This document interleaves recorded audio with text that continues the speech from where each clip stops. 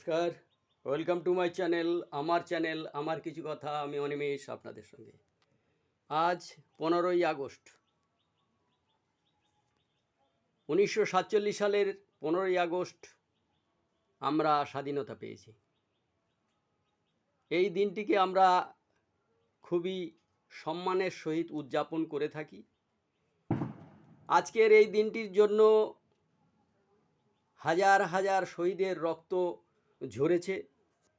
সেই রক্তের বিনিময়ে আমরা এই স্বাধীনতা পেয়েছি।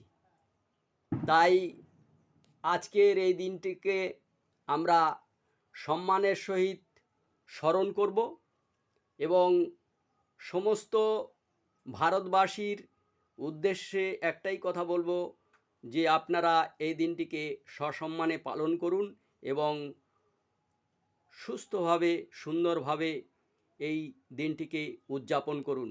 ধন্যবাদ।